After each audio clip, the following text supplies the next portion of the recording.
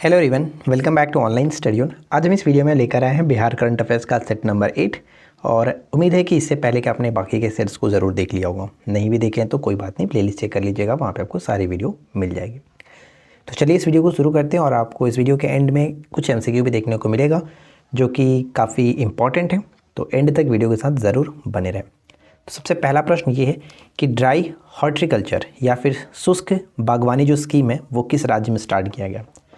तो dry horticulture या फिर शुष्क बागवानी जो स्कीम है वो बिहार के अंतर्गत हाल ही में स्टार्ट किया गया। ठीक है, इसके बाद नेक्स्ट क्वेश्चन है कि रामायण विश्वविद्यालय कहाँ बनाया जाएगा। ऐसा घोषणा किया गया कि हाल ही में बिहार के किस जिले में रामायण विश्वविद्यालय बनाया जाएगा। तो वैशाली यहाँ पे सही आंसर होगा। साथ ही साथ वैशाली से संबंध में एक प्रश्न मैंने और लिख रखा है कि बुद्ध सम्यक दर्शन जो संग्रहालय है इसका शिलान्यास भी वैशाली में किया जाएगा। तो ये इम्पॉर्टेंट हो जाता है। इसके बाद हमारा सेकेंड क्वेश्चन कि बिहार के किस जिले में रेलवे जंक्शन का निर्माण किया जा रहा है। बिहार के किस जिले में रेलवे जंक्शन का निर्माण किया जा रहा है पूर्वोत्तर रेलवे के द्वारा। अच्छा, पूर्वोत्तर रेलवे का मुख्यालय कहाँ पर है? हाजीपुर। ठीक है, तो बिहार के किस जिले में पूर्वोत्तर रेलवे के द्वारा रेलवे जंक्शन का निर्माण किया जा रहा है। तो भोजपुर यहाँ पे बिल्कुल सही आंसर होगा, भोजपुर। इसके बाद नेक्स्ट वन कि दशरथ मांझी, जिनको माउंटेन मैन के नाम से जानते हैं, दशरथ मांझी, इनकी कौन सी पुण्यतिथि हाल ही में मनाई गई। तो इनकी 15वीं पुण्यतिथि हाल ही में मनाई गई और इनका संबंध कहाँ से, इनका निवास स्थान जो था बिहार के गया जिले के गहलौर के निवासी थे, गहलौर के निवासी थे। तो ये पूछा जा सकता है। ठीक है, दशरथ मांझी माउंटेन मैन।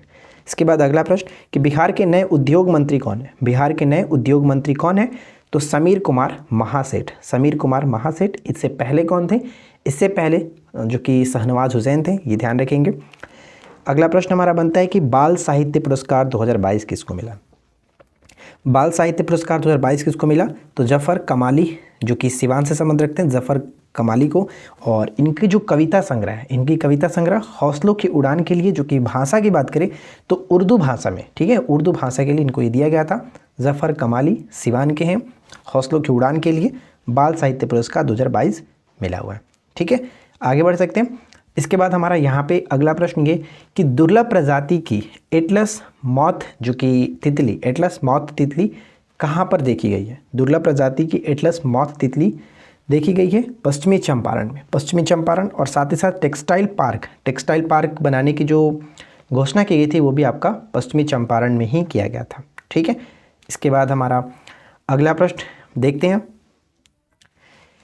इसके बाद हमारा अगला प्रश्न है कि किस जिले में 29वीं पुष्प प्रदर्शनी का उद्घाटन हुआ है। तो ये दरभंगा में हुआ था, याद रखेंगे, दरभंगा में 29वीं पुष्प प्रदर्शनी का उद्घाटन हुआ था। और दरभंगा से रिलेटेड 2-3 प्रश्न यहाँ पे है, जैसे कि पहला कि दरभंगा एयरपोर्ट का नाम चेंज कर दिया गया था, जो कि चेंज करने के पश्चात विद्यापति एयरपोर्ट हो गया इसका नया नाम। बिहार का दूसरा जो एम्स होगा वो दरभंगा में ही खुलने की बात की गई थी, पटना तो एम्स है ही पहले, और दूसरा एम्स दरभंगा में। और साथ ही साथ एक प्रश्न और याद रखिए कि राज्य का पहला तैरता हुआ जो सोलर बिजली प्लांट है ये आपका दरभंगा में ही लगाया गया। दरभंगा में कहाँ? तो कादिराबाद में। ये इंपॉर्टेंट रहेगा, कहाँ पर? कादिराबाद में, राइट। चलिए इसके बाद आगे बढ़ते हैं। नेक्स्ट वन है कि बिहार इन्वेस्टर्स मीट जो हुआ 2022 कहाँ पर हुआ। बिहार इन्वेस्टर्स मीट कहाँ पर हुआ? इसका आयोजन पटना के अंतर्गत हुआ था, पटना में। ठीक है, पटना में, ये चीज़ याद रखेंगे। क्लियर। चलिए इसके बाद आगे बढ़ते हैं। नेक्स्ट वन है कि डिजिटल साक्षरता में प्रथम स्थान किसको मिला है। डिजिटल साक्षरता में प्रथम स्थान किस जिले को मिला था? तो मधुबनी को मिला था। और दूसरा स्थान किसका? दूसरा स्थान पटना को है। पहला स्थान मधुबनी, दूसरा स्थान पटना का। बिहार के फिल्म डायरेक्टर पार्थ सौरभ, बिहार के जो फिल्म डायरेक्टर हैं पार्थ सौरभ को किस देश द्वारा बेस्ट डायरेक्टर का अवार्ड जो कि सम्मान किया गया, बेस्ट डायरेक्टर अवार्ड से सम्मानित किया गया, किस देश के द्वारा? तो ये पेरिस के द्वारा, पेरिस के द्वारा, याद रखेंगे। और 2 प्रश्न यहाँ पे, जैसे नारी शक्ति पुरस्कार किसको मिला है। नारी शक्ति पुरस्कार 2022 में दिया गया अनीता गुप्ता को। और राष्ट्रीय नारी रत्न अवार्ड, ध्यान रखिएगा दोनों अलग अलग हो जाता है। नारी रत्न पुरस्कार, नारी शक्ति पुरस्कार अनीता गुप्ता, जबकि राष्ट्रीय नारी रत्न अवार्ड जो मिला है वो डॉक्टर नम्रता आनंद को मिला है, डॉक्टर नम्रता आनंद को मिला। ठीक है, इसके बाद आगे बढ़ते हैं।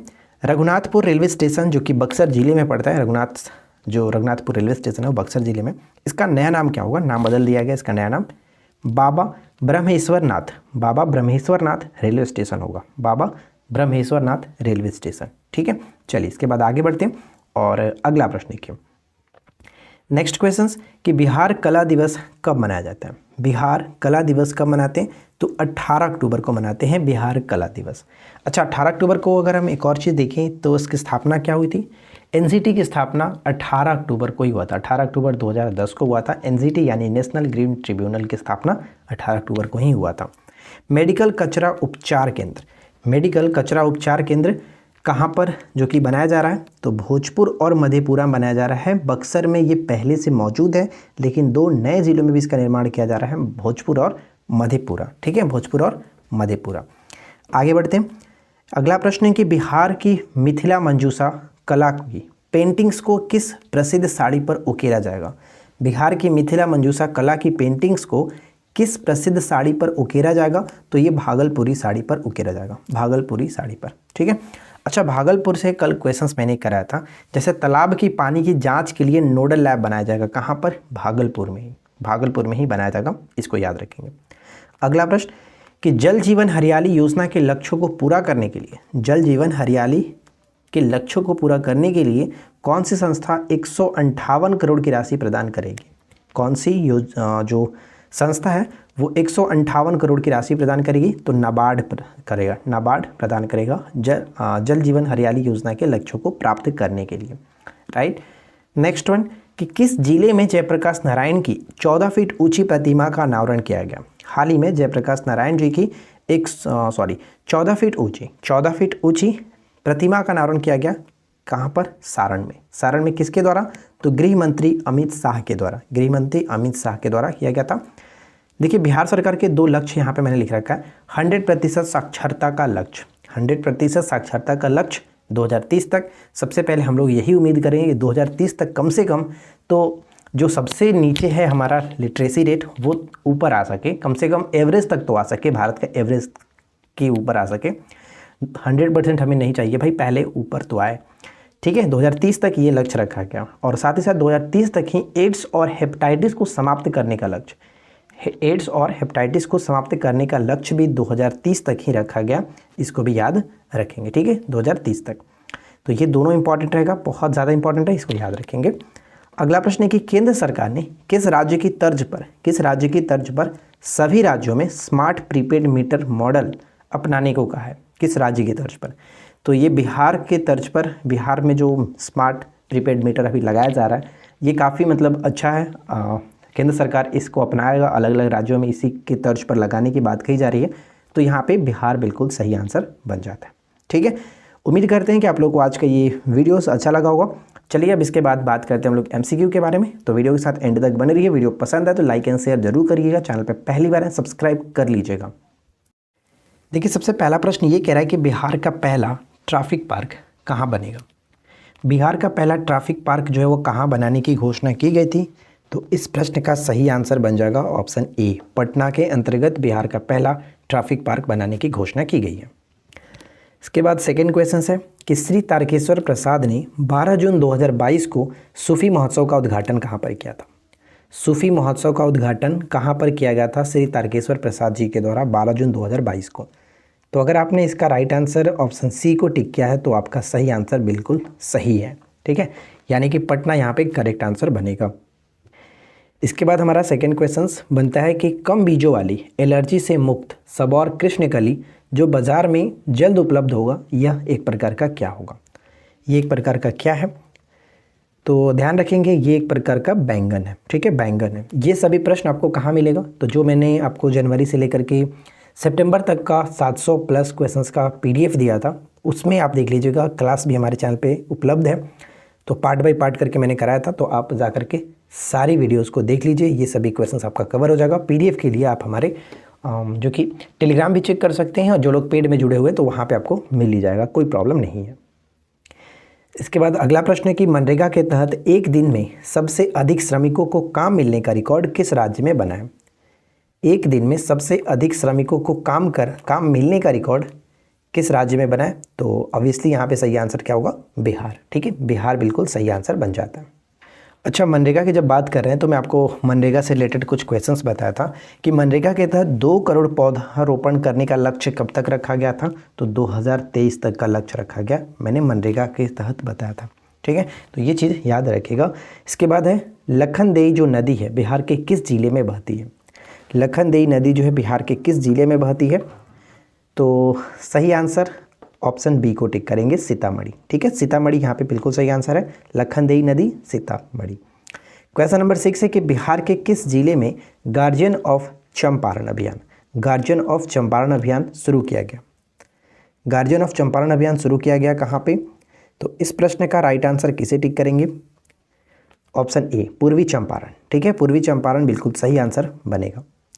अगला प्रश्न देखिए, अगला प्रश्न है कि 7 मई 2022 को राज्यपाल फागू चौहान और मुख्यमंत्री नीतीश कुमार ने पटना स्थित भव्य इस्कॉन मंदिर का लोकार्पण किया था। देश का कौन सा इस्कॉन मंदिर था, यानी पटना में भी अब एक इस्कॉन मंदिर बना था, तो ये देश का कौन सा इस्कॉन मंदिर था।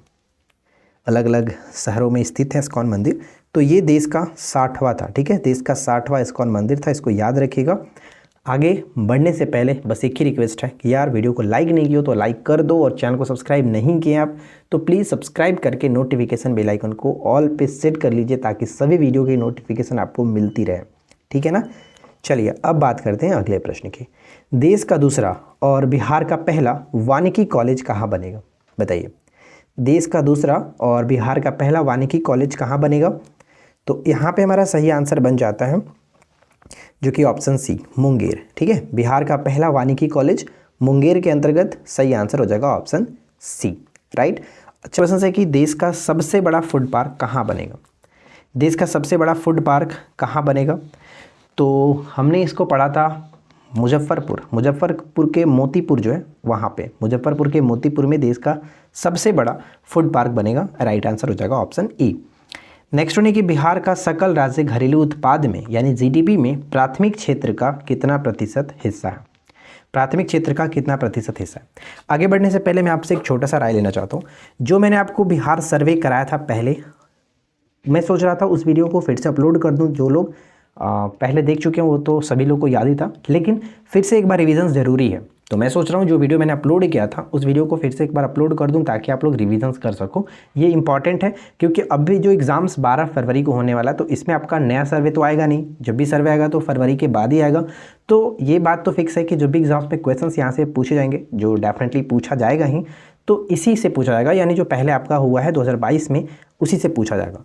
तो अगर आप लोगों की इच्छा रहेगी, आप लोगों की राय रहेगी, तो हम लोग वीडियो को अपलोड कर देंगे, या फिर आपकी मर्जी, जो भी हो आप नीचे कमेंट्स करके बताइएगा। ठीक है, तो यहाँ पे देखिए सकल राज्य घरेलू उत्पाद में प्राथमिक क्षेत्र का हिस्सा की बात करें तो सही आंसर, अगर आपने ऑप्शन ए टिक किया तो बिल्कुल सही आंसर है 19.2। द्वितीय क्षेत्र में 19.5 था, तृतीय क्षेत्र में कितना 61.2। तो ये तीनों याद रख लीजिएगा, इंपॉर्टेंट है। चलिए अब बात करते हैं हम लोग अगले प्रश्न की। देखिए अगला प्रश्न कह रहा है कि बाल हृदय योजना की शुरुआत कब की गई थी। बाल हृदय योजना की शुरुआत कब की गई थी, तो इस प्रश्न का राइट आंसर हमारा क्या बनेगा। सही आंसर है ऑप्शन सी, 2021 में 2 अप्रैल 2021 को बाल हृदय योजना की शुरुआत की गई थी। ठीक है, तो यहाँ पे सही आंसर हो जाएगा ऑप्शन सी। अगला प्रश्न है कि फरवरी 2022 में 1982 के साहित्य अकादमी से पुरस्कृत महिला जिनका नाम था लीला रे का निधन हो गया, उनके किस उपन्यास के लिए ये पुरस्कार इनको दिया गया था। लीला रे का उपन्यास क्या था जिनको ये पुरस्कार मिला था, तो इनके उपन्यास का नाम था मरीचिका। मरीचिका ऑप्शन बी को टिक करेंगे। ठीक है, 1982 में इनको साहित्य पुरस्कार मिला था। चलिए इसके बाद अगला प्रश्न है कि बिहार महोत्सव का आयोजन कहाँ किया गया। बिहार महोत्सव का आयोजन कहाँ किया गया था। बिहार महोत्सव का आयोजन कोलकाता के अंतर्गत किया गया, यानी आप ऑप्शन सी में टिक करेंगे। चलिए अगला प्रश्न है कि बिहार में टेक्सटाइल पार्क कहाँ बनेगा। बिहार में टेक्सटाइल पार्क कहाँ बनेगा। Right answer will be option B, बिल्कुल सही आंसर होगा बेतिया में। ठीक है, बेतिया में टेक्सटाइल पार्क बनाने की घोषणा की गई थी, तो सही आंसर है ऑप्शन बी। आज की इस वीडियो का आखिरी प्रश्न है, और हाल ही में चर्चा में रहा केज तकनीक। चर्चा में रहा केज तकनीक क्या है, तो ध्यान रखेंगे केज तकनीक का संबंध किससे, तो राइट आंसर हो जाएगा ऑप्शन ए के साथ। मछली पालन से संबंधित है केज तकनीक, सही आंसर है ऑप्शन ए। उम्मीद करते हैं कि आप लोगों को आज का ये वीडियो अच्छा लगा होगा। वीडियो कैसा लगा नीचे कमेंट्स करके ज़रूर बताइएगा, और जो मैंने वीडियो में पूछा था आप लोग नीचे कमेंट करके बताइए कि क्या आपकी राय है। ठीक है, तो हम आपसे मिलते हैं इसके अगले वीडियो में नेक्स्ट पार्ट के साथ। Thanks for watching, keep learning, have a good day.